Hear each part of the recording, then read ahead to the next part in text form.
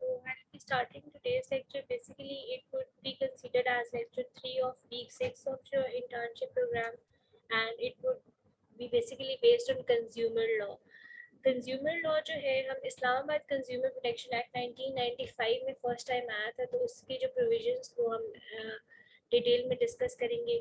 उससे पहले general overview होगा कि कंज्यूमर होता क्या है और कौन कौन से राइट्स जनरली आप डिस्कस करते हैं कंज्यूमर लॉ की जब बात करते हैं। और उसमें क्योंकि आज हमने इस्लामाबाद कंज्यूमर प्रोटेक्शन एक्ट पढ़ना है, तो उससे रिलेटेड अमेंडमेंट्स के कब कब इसमें अमेंडमेंट्स प्रपोज की गई हैं, स्कोप ऑफ प्रैक्टिस क्या है कि कंज्यूमर लॉ कब कब प्रैक्टिस किया जा सकता है, और आखिर में हम थोड़ा सा ओवरव्यू खुद से ऐड करेंगे कि एक जनरली अगर देखा जाए तो कंज्यूमर की क्या रिस्पॉन्सिबिलिटीज़ हैं।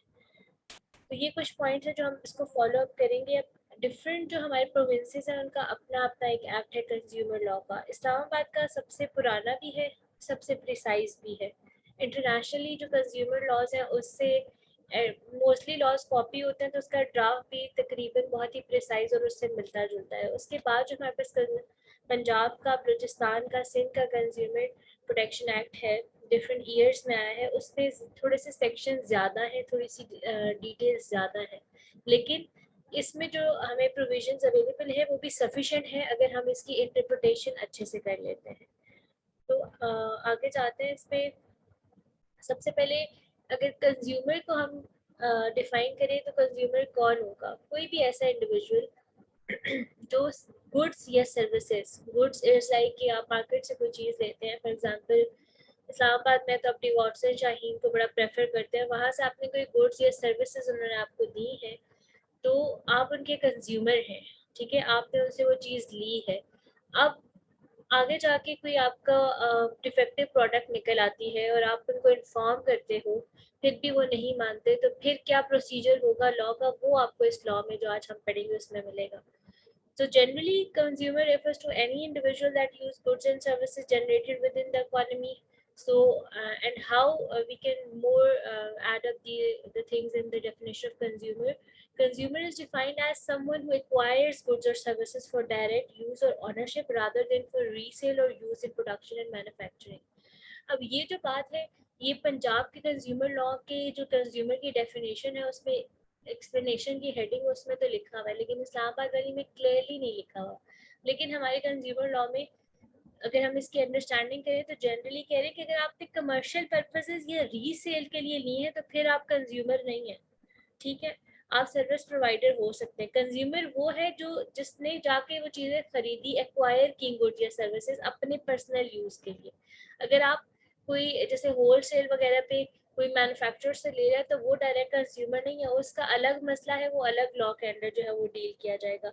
लेकिन हम जो जनरल इंडिविजुअल्स हैं या हमारे पेरेंट्स, हमारे फ्रेंड्स जाके कोई चीज़ अपने लिए जाके खरीदते हैं गुड्स या सर्विसेज और उसमें कोई डिफेक्ट निकल आता है, तो वो उनके कंज्यूमर है और वो जो है कंज्यूमर राइट के लिए डिफेंड करने के लिए एक प्रोसीजर फॉलो कर सकते हैं जो कि लॉ में गिवन है।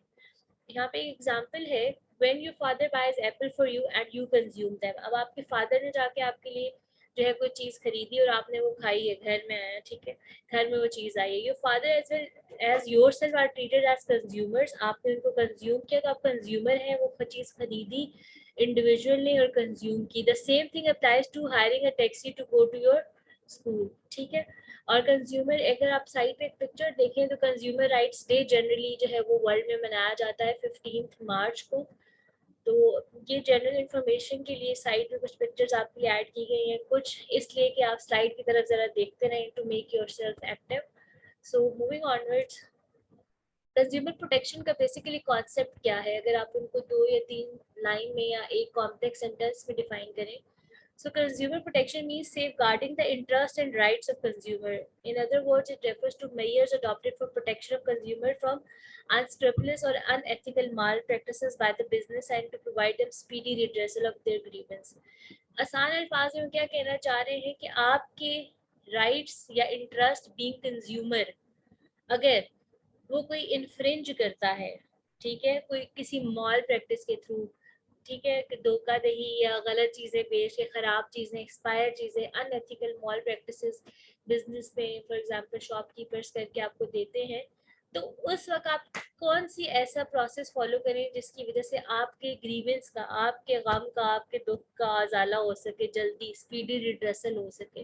तो बेसिकली उस के लिए ये जो है कंज्यूमर प्रोटेक्शन का एक कॉन्सेप्ट आया। अब कंज्यूमर प्रोटेक्शन लॉज का जनरली अगर सब लॉज का देखा जाए, आज हमने साहब कंज्यूमर प्रोटेक्शन एक्ट पढ़ना है, लेकिन कंज्यूमर प्रोटेक्शन लॉज का ओवरऑल ऑब्जेक्टिव देखे जाए तो वो क्या है कि आप एक तो कंज्यूमर को अब्यूज से बचाए, ठीक है, वो एक्सप्लॉइट ना हो, वो जनरली अब्यूज ना किया जाए बाय द जो भी उनको सर्विस या गुड्स प्रोवाइड करें, either it could be a shopkeeper or someone else who is providing the goods or services, and to provide a venue for grievance or redressal। अगर उनके राइट्स इन्फ्रिंज या interest infringe हो ही गए हैं तो वो कैसे उस ग्रीवेंस का रिड्रेसल कर सकें।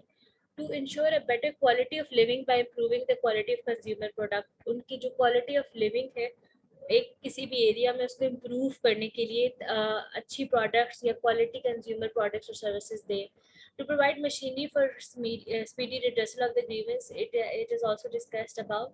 To create framework for consumer to seek redressal, एक प्रॉपर प्रोसेस बनाए। पहले कंज्यूमर कोर्ट्स नहीं थी, अब इस्लामाबाद में भी कंज्यूमर कोर्ट्स बन गई हैं, रावलपिंडी में अलग से कंज्यूमर कोर्ट्स हैं। अगर नहीं थी तो डिस्ट्रिक्ट के जो एडिशनल डिस्ट्रिक्ट या सेशन कोर्ट्स जो है वो इस को देखती हैं अकॉर्डिंग टू दिस लॉ। अगर प्रीवियसली इसके टेक्स्ट को भी देखा जाए तो एक फ्रेमवर्क, लीगल फ्रेमवर्क जो है वो प्रोवाइड करना इसका मकसद है, जो कंज्यूमर प्रोटेक्शन लॉज बनाए गए हैं डिफरेंट एरियाज के लिए। और कंज्यूमर को राइट्स प्रोवाइड करना और उनके राइट्स को प्रोटेक्ट करना, सेफ गार्ड करना, ये एक जनरल सा जो है वो ऑब्जेक्टिव है कंज्यूमर प्रोटेक्शन लॉज के। अगर आप जनरल देखें तो इस्लामाबाद का कंज्यूमर प्रोटेक्शन एक्ट 1995 का है, केपीके का कंज्यूमर प्रोटेक्शन एक्ट 1997 का है, बलूचिस्तान का कंज्यूमर प्रोटेक्शन एक्ट 2003 का है, पंजाब का 2005 का है, और सिंध ने 2015 में ये बिल पास किया और उनका एक्ट 2015 का है। So basic purpose in legislation का क्या था? बेसिक पर्पस ये था to establish a prosperous society. Society में जो ये जो मसले आ रहे हैं कंज्यूमर से रिलेटेड, उनको सॉल्व करना, ताकि जो कंज्यूमर है वो सेफ एंड सिक्योर फील करे खुद को, और फ्रॉडुलेंट एक्ट्स जो है वो कम से कम हो किसी भी कम्युनिटी में, ताकि एक स्टैंडर्ड प्रोवाइड किया जाए। आपने कोई अपनी सोसाइटी भी ओपन की हुई है तो कंज्यूमर को सर्विसेज अच्छी प्रोवाइड करेंगे तो अच्छा नाम होगा, प्रोडक्ट्स अच्छे प्रोवाइड करेंगे तो आपका बेटर लिविंग स्टाइल जो है, लाइवलीहुड जो है वो भी इन्हांस होगी। सो इस्लामाबाद कंज्यूमर प्रोटेक्शन एक्ट 1995, अब इसको अगर प्रिसाइजली किसी भी एक्ट को आप पढ़ें तो ये आपके लिए एक जो स्लाइड है वो मैंने कुछ चीज़ें ऐड की हैं ताकि आप कुछ चीज़ों पे गौर करें। इन केस की कोई कॉम्पिटिटिव एग्जाम या वैसे अगर कोई टीचर कहता है कि इसमें से कोई ऑब्जेक्टिव्स या एमसीक्यूज या शॉर्ट क्वेश्चंस आएंगे तो किस पर्सपेक्टिव से आपने किसी भी लॉ को पढ़ना चाहिए, this slide could give an insight to that. इसमें सबसे पहले मैंने क्या लिखा, कंज्यूमर प्रोटेक्शन एक्ट 1995, ये हमें ईयर पता चल गया कि कंज्यूमर प्रोटेक्शन एक्ट इस्लामाबाद का 1995 का है। इसमें टोटल सेक्शंस अभी नाउ लिखा है तो 12 है। 12 कैसे एक अमेंडमेंट हुई थी, तो वैसे प्रीवियसली अगर आप ड्राफ्ट देखते हैं इस्लामाबाद कंज्यूमर प्रोटेक्शन एक्ट 1995 लिखते हैं तो आपको एक पीडीएफ फाइल शो होगी जिसमें पीले पीले सफ़े हैं, कोई भी ऐसा ड्राफ्ट नहीं शो होगा जिससे आप डायरेक्ट उठा के कॉपी पेस्ट कर ले। अभी आज जो स्लाइड्स आपको शो होंगी वो सारा मैंने खुद टाइप किया, तो वहाँ पे पीडीएफ एक ही ड्राफ्ट है जिसमें वो येलोइश पेजेस हैं, एक उसमें सेक्शन सिर्फ वाइट पेज में सेक्शन 8A जो बाद में ऐड किया गया है। तो प्रीवियस ड्राफ्ट में 11 सेक्शंस थे, 2011 में अमेंडमेंट हुई जिसमें 2 सेक्शंस आए, सेक्शन 8A और सेक्शन 12, ठीक है। 2 सेक्शंस एडेड आफ्टर अमेंडमेंट, 2 थे।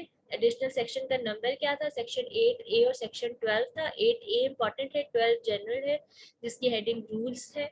और 2011 में अमेंडमेंट आई। आपको नेट पे अगर आप सर्च करेंगे तो 2020 की भी जो है वो अमेंडमेंट्स कुछ जो बिल प्रपोज किया गया था इस्लामाबाद कंज्यूमर प्रोटेक्शन एक्ट में मिलेगा। उसमें उन्होंने हर जो भी मॉल प्रैक्टिस या अनफेयर लेबर प्रैक्टिस है उसके लिए पनिशमेंट चेंज करके बताई थी। लेकिन अगर आप पाकिस्तान लॉ साइट पे जाके देखते हैं तो वहाँ पे सिर्फ आपको इस्लामाबाद कंज्यूमर प्रोटेक्शन एक्ट 1995 और Islamabad consumer protection amendment act 2011 show होगा। दैट मीन्स कि 2000 वाला बिल तो प्रेजेंट किया गया था लेकिन वो अमेंडमेंट इस तरह से एप्लीकेबल नहीं हुई। और अगर इस एक्ट को स्टार्ट से देखें तो उस पर लिखा होता है बिल्कुल, this act receive the ascent of, किसका एसेंट रिसीव किया इन्होंने, प्रेसिडेंट का ऑन किस डेट को किया, 12 अक्टूबर 1995 को। तो फिर इन्फोर्स कब हुआ, समटाइम्स इन्फोर्समेंट की डेट अलग होती है, लेकिन यहाँ पे लिखा हुआ था it shall come into force at once. तो इस तरह के भी एमसीक्यूज आपके गैट के या कम्पिटिटिव एग्जाम्स में भी आते हैं, so you have to be very vigilant and mindful of that. तो अब जनरल पर्पस हमने देखा कि बेसिक पर्पस क्या है लेजिस्लेशन का, to provide standard livelihood for a prosperous society. लेकिन इस एक्ट के अकॉर्डिंग जो हमारा मेन टॉपिक है उसमें क्या कहते हैं, to provide whereas it is expedient to provide for promotion and protection of interest of consumer and of matters connected therewith and incidental thereto, कि आपने कंज्यूमर राइट्स या कंज्यूमर के इंटरेक्ट्स को ना सिर्फ प्रमोट करना है बल्कि प्रोटेक्ट भी करना है। कोई भी ऐसा मैटर जो इसमें क्लियरली नहीं लिखा हुआ लेकिन कनेक्टेड है, इंसिडेंटल है, इससे लिंक्ड होता है, तो आप इस लॉ के अंडर उसको डील करेंगे। सेक्शन 1 जो है, short title, extend, commencement. Short title interpretation of statute का आप एक सब्जेक्ट पढ़ेंगे, तो जो किसी भी एक्ट का जो प्रिसाइज सा टाइटल है उसको शॉर्ट टाइटल कहा जाता है। अगर आपको एमसीक्यू भी आए तो short title of consumer protection laws of Islamabad is, तो वो इस्लामाबाद कंज्यूमर प्रोटेक्शन एक्ट 1995 होगा, ठीक है। एब्रीविएशन भी ऑप्शन में आ सकती है, ICPA. ICPA is not a short title, it's just an abbreviation. Please mute your mics. Mamun अपना माइक म्यूट करें। एक्सटेंड कि कहाँ कहाँ ये एप्लीकेबल है, इसमें जो पिछला ड्राफ्ट है 1995 का उसमें लिखा होता है कि extends to whole of Pakistan. फिर जो अमेंडमेंट आई उसमें इन्होंने ये एक्सटेंड वाला पार्ट ही हटा दिया, शॉर्ट टाइटल एंड कमेंसमेंट सिर्फ लिखा हुआ था, और कमेंसमेंट में उन्होंने shall come into force at once लिखा हुआ था, ठीक है। सो क्योंकि प्रीवियसली 1995 में तो उन्होंने पहली दफा ये कंज्यूमर प्रोटेक्शन लॉ बनाया, तो it extend to whole of Pakistan समझ भी आती है। उसके बाद तो अब तो हर प्रोविंस का अपना है, तो हर प्रोविंस के जो एक्ट है उसके सेक्शन 1 में एक्सटेंड ही पूछा होता है, तो उन्होंने पर्टिकुलरली लिखा होता है it extend to whole of Punjab, it extend to whole of Balochistan. So यहाँ पे जो है 2020 में जो अमेंडमेंट आई थी उसमें इन्होंने ये वाला पार्ट ही रिमूव कर दिया था। सेक्शन 2 जो है, जनरली सेक्शन 2 या सेक्शन 4 होता है डेफिनेशन क्लॉजेस का, ये एक स्पेशल लॉ है। इसमें सेक्शन 2 जो है डेफिनेशन क्लॉजेस है, इसमें टोटल 6 डेफिनेशंस है ए टू एफ तक, ठीक है। और एफ के आगे 14 सब पार्ट्स हैं। इस तरह आपने फिंगर टिप्स में कुछ चीज़ें याद रखनी है ताकि आप एक्ट को कम टाइम में पढ़े, जब भी पढ़ें ज़्यादा देर के लिए याद रख सकें, ठीक है। थोड़ा सा क्वांटिटेटिव स्टडी या क्वांटिटेटिव मटेरियल अपने पास पॉइंट्स लिख लें ताकि पेपर में की तैयारी करते हुए भी आपको थोड़ा सा इजी लगे। तो टोटल डेफिनेशन हमारे पास कितनी है इस एक्ट में, 6 हैं। अभी आपके पास एक्ट नहीं है, जब इस लेक्चर के बाद आप एक्ट बेशक देख लीजिएगा तो 6 ही होंगी। सब पार्ट एफ के 14 है, मतलब 14 पॉइंट्स आ गए उसके। और जो मोस्ट इम्पॉर्टेंट है इन 6 में से, कुछ नॉर्मल होती हैं, अथॉरिटी है, कंप्लेंट है, ये है वो है, मोस्ट इम्पोर्टेंट को हम डिस्कस करते हैं। वो कौन सी है, सी, ई और एफ। सी में कंज्यूमर की डेफिनेशन बताई गई है कि कौन है कोई भी ऐसा बंदा जो खरीदेगा, वो बाइज गुड्स और सर्विसेज और हायर्स गुड्स और सर्विसेज या लीज पे लेता है फॉर किसी भी कंसिडरेशन के लिए, कुछ इन रिटर्न वो देता भी है कोई कंसिडरेशन, वो टोटली पेड है या पार्शली पेड है, तो वो उनका कंज्यूमर है, ठीक है। अब इसको अगर आप एक्सप्लेन करें, the definition of consumer under this act would deemed a consumer as a person or an organization that hires or buy goods or services for their personal need के लिए उन्होंने अगर यूज किया है तो वो इसमें इंक्लूडेड है। अब ये एक वाइड रेंजिंग जो है वो डेफिनेशन है, और पंजाब की या डिफरेंट प्रोविंसेस की देखें तो उन्होंने जो है लीज का वर्ड भी यूज किया हुआ है, विच दैट हायर्स और buyers goods or services on lease. लेकिन इससे भी हम प्रिज्यूम कर सकते हैं जो ऑलरेडी टेक्स्ट हमें गिवन है, बीइंग अ वाइड रेंजिंग और वास्ट स्कोप डेफिनेशन, कि जो हमने चीज़ें खुद खरीदी या हायर की, हायर कैसे करेंगे, लीज पे ले सकते हैं, ठीक है। और एक पॉइंट जो मैंने आपको पहले भी बताया कि इस्लामाबाद कंज्यूमर प्रोटेक्शन एक्ट की जब डेफिनेशन होती है, दी जाती है कंज्यूमर की उस एक्ट में, तो उसमें एक हेडिंग एक्सप्लेनेशन की जो कि इस्लामाबाद वाले में नहीं है। सिंपली वो ये कहते हैं कि जो चीज़ कमर्शियल पर्पज़ या रीसेल पर्पजेस के लिए यूज़ की गई है वो कोई बंदा यूज करता है तो वो कंज्यूमर की डेफिनेशन में नहीं आएगा। कंज्यूमर की डेफिनेशन में सिर्फ वो बंदा आएगा जो खुद इंडिविजुअली वो जाके चीज खरीदता है या कंज्यूम करता है, डायरेक्टली लिंक्ड है, वो इंडिविजुअल कंज्यूमर की डेफिनेशन में आएगा। सर्विसेज, सी के बाद मैंने आपको बताया सी, ई और एफ बड़ी इंपॉर्टेंट है, तो ई में सर्विसेज है, ठीक है। तो section 2E of Islamabad Consumer Protection Act defines what service is, and when service is not meeting the contracted standard of such service is termed as defective service। अगर services क्या है कि जो आपको जनरली वो चीज़ें या डिस्क्रिप्शन या कोई भी सर्विस प्रोवाइड कर रहे हैं with respect to different occupation, अगर वो खराब है, उसका स्टैंडर्ड ठीक नहीं है, तो वो क्या हो जाएगी, डिफेक्टिव सर्विस होगी। जनरली सवाल आता है कि डिफेक्टिव सर्विसेज के रिलेटेड प्रोविजंस बताएं, क्या क्या सिनेरियोज डिफेक्टिव सर्विसेज में आ सकते हैं, डिफेक्टिव सर्विसेज से क्या मुराद है या क्या मीनिंग लेते हैं आप, तो सवाल इस तरह का आता है। लेकिन डेफिनेशन क्लॉज में सर्विसेज बताया गया, जब आप सर्विसेज को समझ लेंगे तो you can clearly analyse and interpret के डिफेक्टिव सर्विसेज क्या होती हैं, ठीक है। It refers to inferior quality, कोई इंफीरियर क्वालिटी है या इनकंसिस्टेंसी है किसी भी कॉन्ट्रैक्ट अबाउट सर्विस से। कोई भी कॉन्ट्रैक्ट आपका हुआ है किसी भी चीज़ों पे, कोई आप चीज़ खरीदते हैं और आज सर्टेन कंडीशंस जो है वो तय हुई हैं, लेकिन उसकी में इनकंसिस्टेंसी या इंफीरियर क्वालिटी है, तो आपके साथ जो है आपको एक डिफेक्टिव सर्विस दी गई है, ठीक है। The word service is defined in Islamabad consumer protection as services of any description, ये उसमें लिखा हुआ है, कोई भी सर्विसेज ऑफ एनी डिस्क्रिप्शन और provision of facilities in connection with different occupations and goods such as banking, financing, insurance, transporting, manufacturing, processing, accountancy, construction work, entertainment, medicine and amusement। अब इस डेफिनेशन को डिस्कस करने का मकसद ये कि आपके कोई भी सिनेरियो आपके पास आता है या आपके साथ कोई इंसिडेंट होता है, तो आप सबसे पहले देखेंगे कि वेदर ये सर्विसेज में आता भी है या नहीं। तो इसको चेक करने का तरीका क्या है कि आप इसकी डेफिनेशन को देखें, इससे रिलेवेंट जो ऑलरेडी केसेस हो चुके हैं उसको देखें। ये एक एक वर्ड जो कॉमा के बाद एक डिफरेंशिएट किया गया है, इट में हेल्प यू कि आप कहें कि हाँ इस यही लॉ लगता है, इस लॉ की यही प्रोविजन मेरे सिनेरियो में लगती है और मुझे बीइंग कंज्यूमर जो है डैमेजेस या कंपनसेशन दी जाए। तो इसलिए हर वर्ड पे गौर करना ज़रूरी है और डेफिनेशन क्लॉज भी इसीलिए इम्पॉर्टेंट है। हर लॉ में अलग से डेफिनेशन क्लॉज डालने का मकसद भी यही है। Anything in this regard that is made assured at first hand on the practical ground when standards are not met are said to be defective services। ये मैं आपको एक्सप्लेन कर चुकी हूँ कि अगर प्रैक्टिकल ग्राउंड्स में आपको जिन्होंने पहली दफा कहा गया कि आपको ये चीजें ये सर्विसेज प्रोवाइड की जाएंगी, वो नहीं करते वो प्रोवाइड, तो when these standards are not met these are said to be defective services.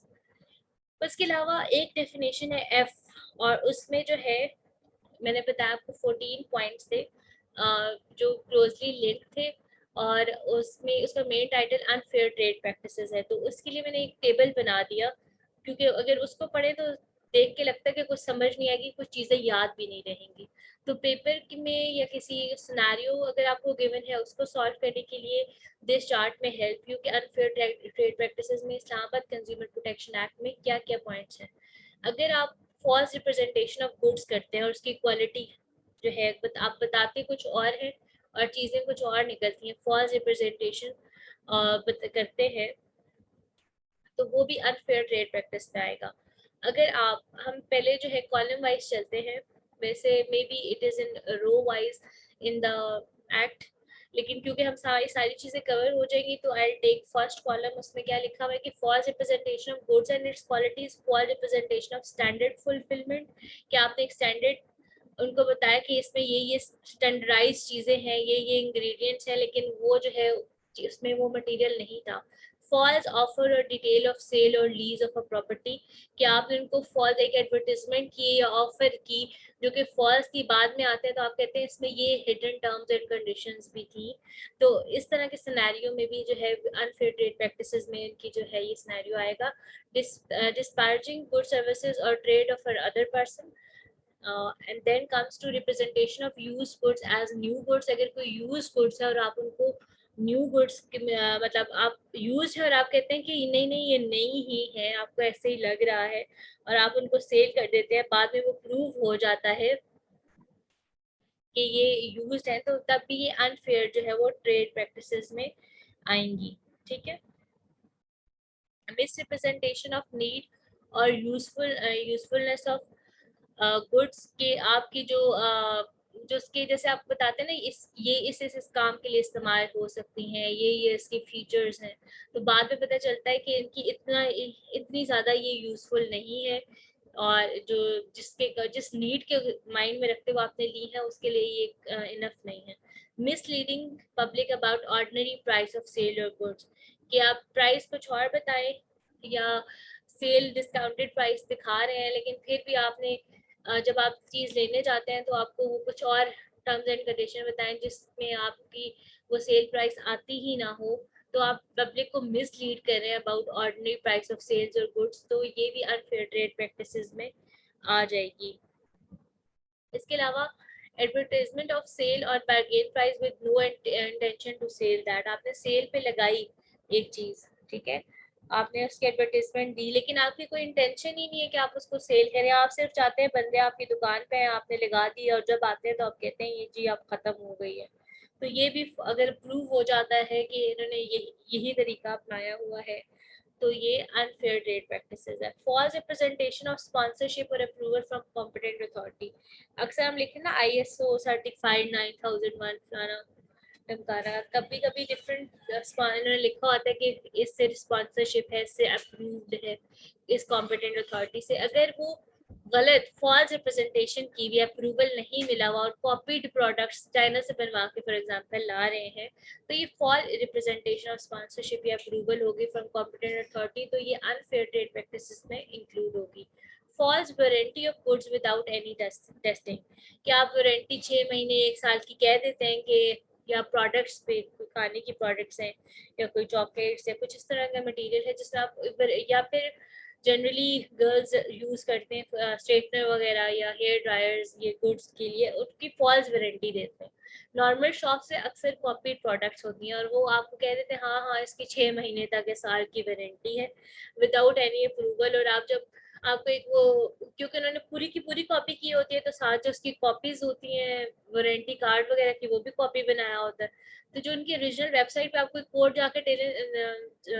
जाके डालें तो वो कोड डलता ही नहीं है, या वो वेबसाइट जो उन्होंने थोड़ी बहुत चेंजेस के साथ बताई होती है वो वेबसाइट ओपन ही नहीं होती, तो फिर किसने दुकान में वापस जाना उनसे क्लेम करना। लेकिन हाँ अगर आपने कोई चीज़ बहुत महंगी खरीदी और वो कॉपीड निकली है और उसको फॉल्स वारंटी दी है और आप क्लेम करना चाहते हैं जहाँ से आपने चीज़ खरीदी है उनसे पैसे अपने वापस लेना चाहते हैं या चीज़ रिप्लेस करना चाहते हैं, तो आप प्रूफ करें कि वो अनफेयर ट्रेड प्रैक्टिसेस है, ट्रेड प्रैक्टिसेस में आती है, और ये एक पॉइंट है और ये लॉ में भी गिवन है, आप इस पॉइंट को या इस सेक्शन ऑफ लॉ को कोट कर सकते हैं, ठीक है।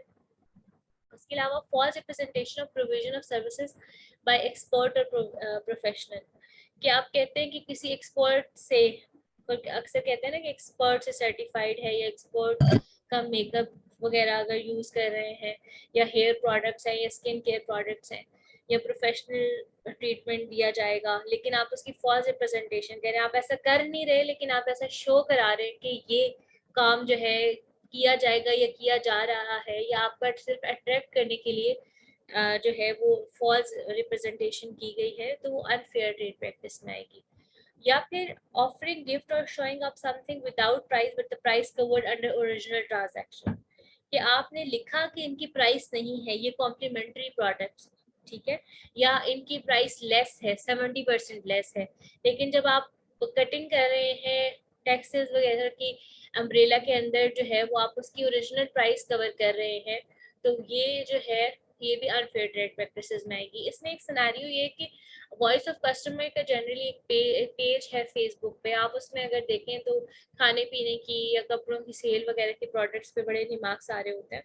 तो कुछ दिनों पहले मैं देख रही थी कि अलमास जो है ब्रांड है, उनकी प्रोडक्ट्स पे कहा गया था कि उन्होंने सेल लगाई हुई थी 50%, और जिसमें रिमार्क्स आ रहे थे कि ये सेल से पहले इनकी प्राइसेस इतनी थी जो अब सेल पे हैं, फिर उन्होंने अब ज़्यादा प्राइसेस लेके के उस पर 50% 30% लगा के ओरिजिनल प्राइसेस पे ले आए हैं।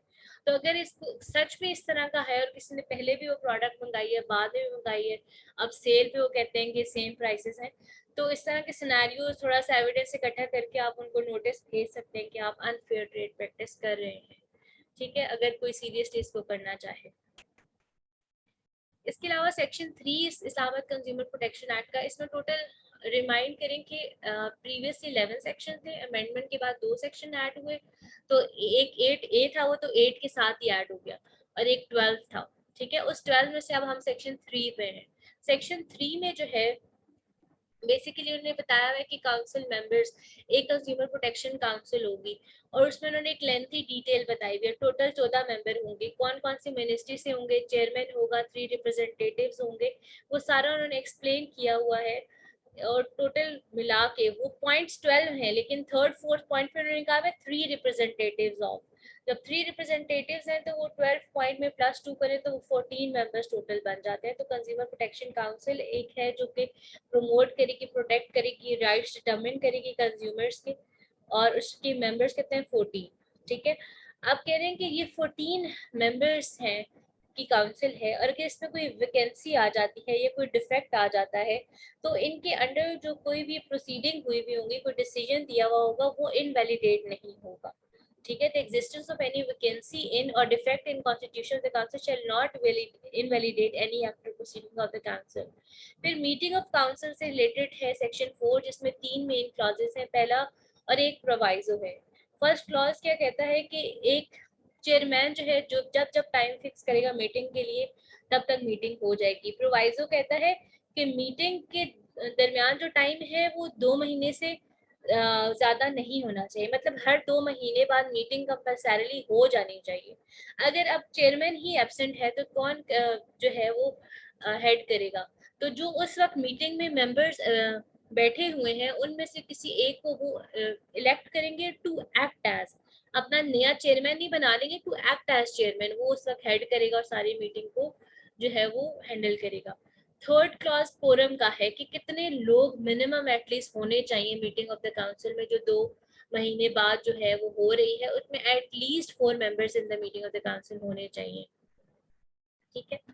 अगला सेक्शन 5 है कि इसके ऑब्जेक्टिव्स, अब इसमें जो है A से F तक 6 राइट्स बताए गए हैं, तो इसमें से भी जनरली सवाल आता है object and function of the council, council का फंक्शन क्या होगा, कि इस फंक्शन तो ये था ना कि वो डिटरमिन करेगी वेदर राइट बनता है या नहीं, promote and protect rights of consumer, और वो कौन कौन से राइट्स हैं, right of protection against marketing of goods which are hazardous to life and property, कि मार्केटिंग ऐसी गुड्स की ना हो जो कि लाइफ या प्रॉपर्टी के लिए हैजर्डस है, डेंजरस है, ठीक है। The right of information about quality, quantity, potency, purity, standard and price of goods and services, के इंफॉर्मेशन लिखी हो कि इसमें कितनी क्वालिटी क्वांटिटी है, कितनी प्योरिटी है, क्या प्रोसेस है, क्या प्राइसेस है। जैसे हम अगर लेस का पैकेट भी लेते हैं तो उसके पीछे भी बहुत सारे इंग्रेडिएंट्स या पैसे लिखने या एक्सपायरी डेट वगैरह लिखी हुई होती है, ये वो हमारे लिए नहीं कर रहे होते, या वो बहुत अच्छे नहीं है कि हमें लिख के दे रहे होते हैं। हम जो पैसे दे रहे हैं और जो लॉ उन पे एप्लीकेबल है वो डिमांड करता है कि उसमें लिखेंगे कितने ग्राम चीज है, इसमें क्या क्या इंग्रेडिएंट्स है। इन केस किसी को कोई मसला हो जाता है तो किसी डॉक्टर के पास लेके जाए, उसे भी तो पता है ना कि ये चीज हमने खाई है, वो भी मंगा के दे सके इसमें प्रोडक्ट्स कौन सी थी जिसके साइड इफेक्ट्स हुए हैं। तो ये कुछ चीजें हैं जो आप थोड़ा सा कॉम्प्रिहेंड करें ताकि आप लोग को चीजें समझ आए। Right of access to variety of goods at competitive prices, जो कि कम्पिटिटिव मार्केट प्राइसेस हैं उस पे जो है वो चीज़ें प्रोवाइड की जाए, ना कि अपने ही रेट्स लगाए जाए। The right for redressal against unfair trade practices of scrupulous exploitation of consumer, अगर एक्सप्लॉइट किया गया है, ज़्यादा पैसे लिया, वो एक्सपायर्ड प्रोडक्ट्स दी गई हैं, तो उसका रिड्रेसल हो सके, वो काम जो है वो फंक्शन का काउंसिल का है। Right of consumer, consumer education, consumer laws है, कंज्यूमर को अवेयर किया जाए, कंज्यूमर अवेयरनेस बहुत कम है, तो उसको जो है इंक्रीज करना भी काउंसिल का काम है। The right of easy availability of essential services, जो एसेंशियल चीज़ें हैं, नॉर्मल ज़रूरत की अशिया है, रोटी कपड़ा मकान जैसे हम कहते हैं, रोटी बनाने के लिए जो जनरली आटा, चाय बनाने के लिए चीनी, इसका बड़ा मसला हर वक्त रहता है। तो ये जो एसेंशियल सर्विसेज हैं उनको इजी अवेलेबिलिटी, उनकी इजी अवेलेबिलिटी के लिए जो काम करेगी वो कौन करेगी, काउंसिल करेगी। The council shall be responsible for formulation of policies for promotion and protection of rights, fair and honest trade practices by manufacturers, producers and suppliers of goods and services in relation to interest of consumers. इसमें एक ही बात है कि वो responsible होगी और function करेगी, protect करेगी, प्रमोट करेगी और डिटरमिन करेगी राइट्स को। सो सेक्शन 6 क्या कहते हैं कि अथॉरिटी की डेफिनेशन सेक्शन 2 में थी, जो हमने बहुत इंपॉर्टेंट में कंसीडर नहीं की थी। तो इन्होंने अथॉरिटी लिखा हुआ कोर्ट ऑफ सेशन, जो सेशन कोर्ट्स होंगी डिस्ट्रिक्ट लेवल पे या additional district and session courts, उसमें आपका अगर आपका कोई कंज्यूमर से रिलेटेड कोई ग्रीवेंस है, भी कंज्यूमर कोई ग्रीवेंस है, तो आप जा सकते हैं। अगर आपके एरिया में कंज्यूमर कोर्ट नहीं, जहाँ कंज्यूमर कोर्ट है वहाँ कंज्यूमर कोर्ट पे जाएंगे। पहले इस्लामाबाद में भी कंज्यूमर कोर्ट्स नहीं थी, तो डिस्ट्रिक्ट कोर्ट्स में ये केसेस सुने जाते थे। अथॉरिटी क्या करेगी कि कंप्लेंट रिसीव करेगी कंज्यूमर से, और जो पुलिस, सीडीए या कोई भी अदर एजेंसीज है लाइक एफआईए फेडरल गवर्नमेंट में जो काम कर रही हैं, या आईसीटी इस्लामाबाद कैपिटल टेरिटरी की एडमिनिस्ट्रेशन के साथ काम कर रही हैं, वो उस अथॉरिटी की हेल्प करेंगी ताकि इफेक्टिवली फंक्शन कर सके। बेसिकली वो कोर्ट की हेल्प कर रही है, अगर कोर्ट के पास कोई कंप्लेंट आ रही है कोई एविडेंस प्रोवाइड करने में या कोई सिनेरियो डिटरमिन करने में। Section 7 prohibition of false advertisement. यहाँ पे फॉल्स और पंजाब वाले जो एक्ट है उसमें पेड एडवर्टीजमेंट, पेड का मतलब भी फॉल्स एडवर्टीजमेंट है, जिसमें बताया गया कि कोई भी कंपनी ऑथराइज नहीं है कि वो इस तरह से जो एडवर्टीजमेंट करे जो प्रोहिबिटेड बाय लॉ है, कि जो या तो वो डेरोगेटरी उसमें कोई रिमार्क्स हो, या किसी के अगेंस्ट हो, या डिफेम करे हो किसी को, या किसी और की चीज को अपना बना के करे, तो ये सब फॉल्स एडवर्टीजमेंट में आते हैं। इसके अलावा कोई ऐसी फॉल्स एडवर्टीजमेंट मीन नहीं हो सकती कि वो कहे कि इस्लामाबाद वाले में ये बहुत कॉम्प्लिकेट या सिंपल करके दिया गया, पंजाब वाले में थोड़ा सा इलेबोरेट किया गया, तो उसका रिलेटिव सेक्शन अगर आप पंजाब वाले में देखेंगे तो वहां से आपको ज्यादा समझ आएगी कि आप एक सेल पे चीज लगाते हैं और आपके पास इतनी क्वांटिटी नहीं है जितनी आप उसकी मार्केटिंग कर रहे हैं, ठीक है, तो वो भी फॉल्स एडवर्टीजमेंट में आएगा। तो ये जो फॉल्स एडवर्टीजमेंट है वो प्रोहिबिटेड है अंडर लॉ। तो सेक्शन 7 जो है एक्ट का डिटेल में डिस्कस करता है that no company firm or organisation shall authorise to advertise in manner prohibited by law for sale or hiring can be related to sale or hiring of goods or services any property, movable या immovable property है, या फिर कोई payment जो है related इन्होंने false advertisement की है और जिसकी वजह से किसी भी तरह का लॉस हुआ है, any kind of loss to any consumer. ये लाइन मैंने खुद ऐड किया, thereby causes any kind of loss to any consumer, जो वहां पे एक्ट में लाइन है उसका एग्जैक्ट मतलब यही बनता है जो सिंपल वर्ड्स में यहाँ पे लिखा है। किसी भी तरह का लॉस अगर किसी कंज्यूमर को होगा फॉल्स एडवर्टीजमेंट की वजह से, तो वो जो है उसको क्या होगा कि जो बंदा रिस्पॉन्सिबल होगा जिसने फॉल्स एडवर्टीजमेंट दी होगी जो है उसको पनिशमेंट दी जा सकती है, ठीक है। they shall be liable to pay such compensation। ये यहाँ पे if they do false imprisonment नहीं है, false advertisement है, it's my mistake। so false imprisonment वैसे इसकी punishment में आता है, लेकिन यहाँ पे false advertisement होगा और वो compensation pay करेगा। कितनी कंपनसेशन पे करेगा? जितनी अथॉरिटी डायरेक्ट करेगी। अथॉरिटी कौन है? Court of session, session court है, तो कोर्ट के पास डिस्क्रिशन है, पावर है, वो अपने लिहाज से कंपनसेशन दे सकती है। इसमें ये भी एक जनरली देखा जाता है कि अगर कोई फेमस बंदा है और उसको जो है डिफेम किया और फॉल्स एडवर्टीजमेंट उसको ज्यादा जो है मेंटल टॉर्चर हुआ है, तो उसकी शायद कंपनसेशन ज्यादा हो, या कोई और रेलेवेंट सिनेरियो, तो कोर्ट के पास फुल डिस्क्रिप्शन है कि वो जो कंपनसेशन है वो दे, ठीक है। Section 8 of this act describe the procedure in precise वे। इसके 4 मेन जो है वो क्लॉजेस हैं कि कंप्लेनेंट फाइल कंप्लेंट करेगा किसी भी अनफेयर ट्रेड प्रैक्टिसेस की, कहाँ पे? अथॉरिटी के पास। काउंसिल जो है वो अथॉरिटी जो है वो लिंक फिर काउंसिल से रब्ता करेगी, या फिर अगर काउंसिल के पास उन्होंने जो है डायरेक्ट कंप्लेंट भेजी है तो काउंसिल में also file complaint directly to authority found any unfair trade practice. Council अपनी जगह काम कर रही है for protection, determination and promoting the rights of consumer. अगर उसको लगता है कि कहीं पे अनफेयर ट्रेड प्रैक्टिस हुई है तो वो खुद से कंप्लेंट फॉरवर्ड कर सकती है, अगर कोई और कंप्लेनेंट नहीं कर सकता। तो होगा क्या कि अगर कोई मैलाफाइडी शो हो जाती है, ठीक है, तो रिस्पोंडेंट को जो है वो टाइम एक नोटिस आप सर्व करेंगे 7 दिनों का, ठीक है। Time given for reply. अब इसमें जो है इस्लामाबाद में नोटिस का टाइम 7 दिन है और पंजाब में जो है वो 15 डेज है। हम इसको नेक्स्ट सेशन में दोबारा से रिपीट करते हैं। आई गेस मीटिंग एंड होने लगी तो आप लोग दोबारा ज्वाइन करें, ठीक है। So we will be discussing this from here in detail.